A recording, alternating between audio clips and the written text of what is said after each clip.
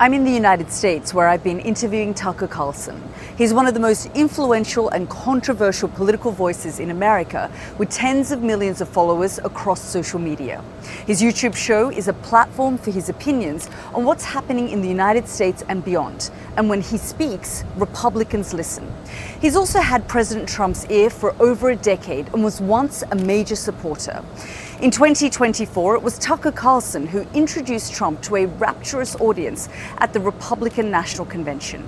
But more recently, the relationship has turned sour, mostly over Trump's war on Iran and what he sees as America's unconditional support for Israel. He's been praised by many for his anti-war views on America's misadventures in the Middle East, but also criticized by supporters of Israel, some of whom say his commentary veers into anti-Semitism, something Carlson flatly rejects. I sat down with him for over an hour shortly after the United States and Iran signed the Memorandum of Understanding. Well, I'm amazed by the new treaty at Versailles that was signed yesterday. I'm just amazed by it. In fact, when I first saw it, I thought it was fake. There's so much lying going on, as there is in any war, but particularly this one, that I just didn't believe it could be true for a bunch of different reasons. Obviously, it's an admission of failure, of defeat of the United States by Iran, which is the world's 34th largest economy. So it's just a remarkable admission, but it signifies a movement of power from one sphere to another.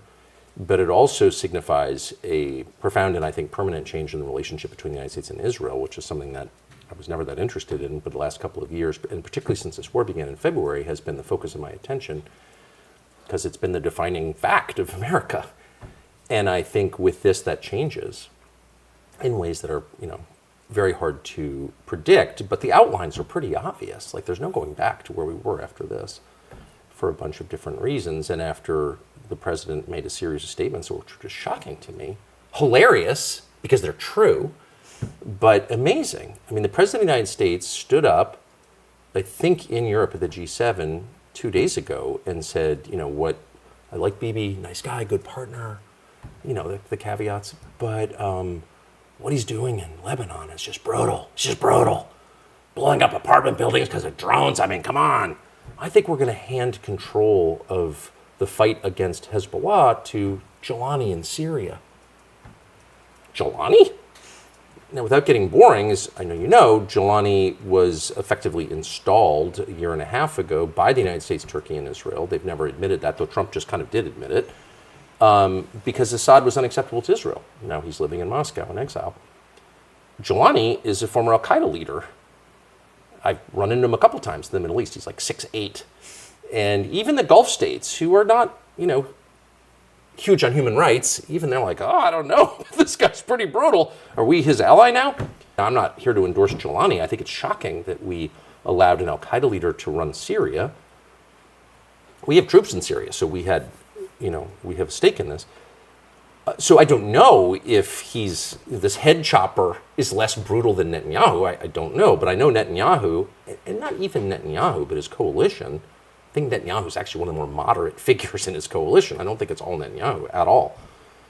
But I think someone like Ben-Gvir or Smotrich or a number of different cabinet ministers are, well, of course, bloodthirsty, but don't consider non-Israeli lives fully human. I mean, it's obvious by what they say. They've said that, and their laws now reflect it within the state. I grieve over that as someone who's liked Israel for a long time and been there a lot and has a number of Israeli friends who are totally reasonable, decent, good people. I grieve over what's happened to that country, but it's a stain on the conscience of the world. And so when Trump says that, he's absolutely right. You're bombing Beirut? You just stole southern Lebanon, south of the Litani River? You use the pretext of a war that you got us into to launch a new war with our money and our weapons designed to expand your territory? Gets so crazy, and no one and the rest of the world sees this, and even in the UK, where people have gone to jail for criticizing Israel, it's still much more normal for people to say this. Normal people, not anti-Semites or Nazis or crazies, but just like normal people. Like, what is this? In the US, that is not normal. I have not lived in a world where people felt free to say that, or even really thought about it very much. We're so far away. is part of the problem. And the criticism of Israel traditionally came from like crazies, either anti-Semites or far left, anti-colonial type people. Just not people in my world, I never met anyone like that actually. Never had dinner with anyone like that. So mainstream criticism of Israeli policies, not of Jews or of Israel's right to exist or whatever, but just of like what they're doing and what we're paying for, that didn't exist in the United States. And now all of a sudden it does. And so I think the status quo is not sustainable. That's a massive change in American politics. And there are a lot of other changes, but they're all happening in real time. So like, I'm not smart enough to know exactly where they're going to wind up, but I know that this is a pivot in our history. And I want to talk to you about Gaza, Lebanon, go into more detail on these issues. But you've said a couple of things there that I want to sort of talk about a little bit more. You said that the idea that Donald Trump 4 months ago went into a war partnering with Benjamin Netanyahu, and he's now criticizing him in the way that he is. Why do you think, and how do you think this evolution happened over the course of the last 4 months? It's something that I've really meditated on for the past 110 days since it started, because I was so close to the process. I was talking to Trump all the time. I was in Washington 3 times in the last month talking to Trump about this, trying to argue against a regime change effort in Iran, because I thought it would be terrible for the United States. I thought it would be the end of American empire. I thought the United States would wind up retreating from the Middle East. And those may be good things, by the way. I don't, who knows? But I thought that it would be terrible for the US dollar, and I thought Americans would die.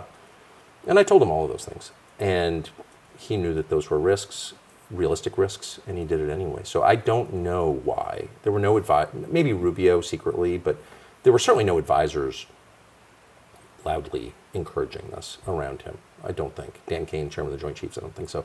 So why did he do this? And I have a number of theories. I don't know if they're true, so I won't bore you with them. But he was certainly following the lead of Israel, as he said.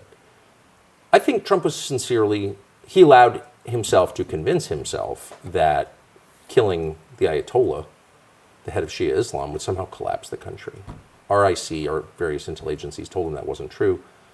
The Israelis told him it was true. When a couple of days in, it turned out to be totally false. I think he was enraged. He knew he was trapped. He knew that the American economy was at stake, the global economy was at stake, and I think he immediately blamed Netanyahu for it.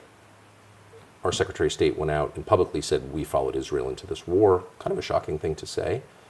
I think the Secretary of State said that at the urging of the president, who immediately, as he does, blamed someone else for his mistake.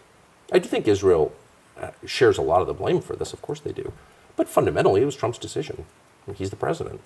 And whether he works for others, and he clearly does, it's still his decision, and it's still his fault. And so his instinct always is to shift the blame, and he shifted it to Israel. And I think that's been brewing within him. And ultimately, he said this himself yesterday. He said, we're running out of oil. Our strategic petroleum reserve is at its lowest level since 1983. So, you can't draw it down too much because the caverns will collapse. So we're actually in a really perilous place. And the president himself said yesterday, we've got 4 weeks left, at which point you may not be able to buy gasoline. So, and I don't know, I think that's an overstatement, but it's, he's seen the models that show that we're going to endure severe and lasting economic damage, and so will the rest of the world, so will Asia, particularly Southeast Asia. It's going to cause a lot of problems if it continues. That's been obvious since day one. But I think it's an unavoidable fact now for him, and he had to get it, and we're also running out of weapons, so. Do you think then ultimately the last 4 months has made the United States weaker? Much weaker, of course, much weaker. Now, my view, and this is a view that I have come to in the last couple of years, just from traveling a lot, and it's an evolving view, so who knows how I'll feel when the facts come in a year from now, but I think we had an unsustainable empire that was not serving the interests of the republic, the country itself. And it cost too much. I think it degraded our politics. I think it sucked up the attention of our leaders, much more interested in defeating Islamic Jihad than in ending homelessness. That's a misalignment of goals and values. That can't continue. The population deeply resents it. And a lot of people have died. And our treasury has been drained by it. So what we were doing wasn't working. I hope the next iteration will be better for the United States. I'm American, fundamentally. But I know that that wasn't working. And at some point it was going to end. And if this is the point at which it ends, we can say, with some sadness, with some mixed feelings, the blue passport isn't as strong as it used to be. And that is sad as an American. On the other hand, we got out pretty easy compared to how it might have gone if we'd had a confrontation over Taiwan or something and lost, a pitched battle against... Or a war where you're dragged in for 20 years. Literally, not inconceivable. You could easily see that happening. And now I think it's less likely. I mean, who knows? We've got 60 days, by the way, to see this MOU become a treaty. An awful lot could happen. Israel's very threatened by this, and I don't think it's just hysteria to show some empathy for Israel. I think this is truly a disaster for Israel. I don't care that much, I think, but there are nice people and decent people in Israel, and so I feel sad in the face of all tragedy, but I do think they're staring down the barrel of a real threat for the first time in a long time. They have a long history of hyping threats and trying to, we're always the victim and all this stuff. But I think in this case, it's kind of real. I mean, they went in with a number of different goals. One was to reduce America's influence in the Middle East. They've achieved that. One was to reduce the power of the Gulf states. They've achieved that. But the main goal was to take Iran off the table, to reduce it to civil war, and so they don't have to deal with it. And they can do what they want, and they're the regional hegemon. Got it. I don't think that's a crazy goal, by the way. I'm not mad at Israel for wanting that. All states want that, right? And they saw it within their reach. And the net effect, because life is irony, is the opposite. Iran is much stronger now than it was 100 days ago. The United States, the world's great superpower, is treating Iran as a real place. Not as an equal, maybe, but sort of. Why is that? Why? Because we have no choice. We have absolutely no choice. And we didn't, because Iran's power is not military. So this is like, there's a whole, I do hope people will meditate on how did we get here, because it's the fruit of a bad system that produces incapable leaders, clearly, because they're chosen on the basis of like absurd criteria, like obedience rather than creativity.